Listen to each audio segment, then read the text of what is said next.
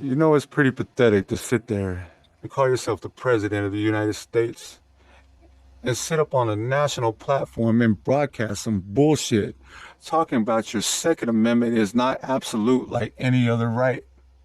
Second Amendment, like all other rights, is not absolute. Who are you to dictate an authoritarian position over the land of the free? Where the fuck is the brave to tell you to your face that your ideology is some bullshit and it's unacceptable? This isn't about taking away anyone's rights. Then you sit there and make the claim that it's for protecting the children? Are you stupid? It's not about protecting the children. It's about your own political fucking agenda and interests. It's about protecting children. It's about protecting families. It's about protecting whole communities.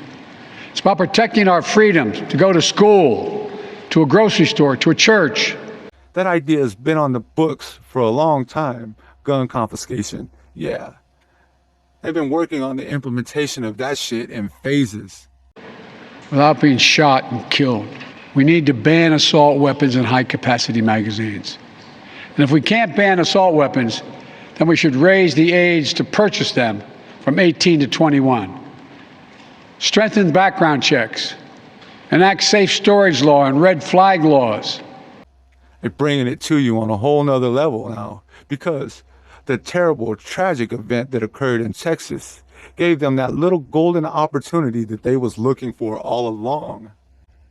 You know, all of a sudden, this mass shooting shit just sprang out of nowhere in full-blown acts. Just a year or two ago, everything was calm and everybody was stuck inside, fear of getting sick. Meanwhile, they were printing out stimulus checks to stimulate the economy to help, to offset the economic cost of the disaster. The only disaster was the bullshit that came out of the government's mouth. All these years and all this time, the government lies to us time and time again. And we believe that shit. We soak it up. We eat it. But then, the moment one of your close relatives or your girlfriend or boyfriend lies to you, it's unacceptable. How come that concept doesn't apply when it comes to the government? United States was built with the awesome ideology and fundamental principle of freedom based on inalienable rights. The Second Amendment, like all other rights, is not absolute. And this government wrote this social compact agreement called the Declaration of Independence that was supposed to be a promise from the government to the people that the government would not violate their inherent inalienable rights. But here we are today.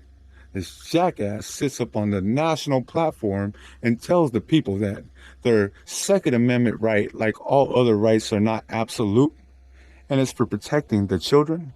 Repeal the immunity that protects gun manufacturers from liability. Address the mental health crisis, deepening the trauma of gun violence and as a consequence of that violence.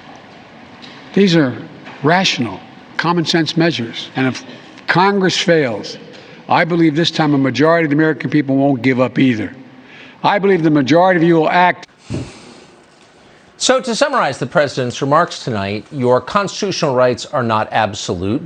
How is it that you can even attempt to make some bullshit claim like that when the reality is you have no interest in protecting the children?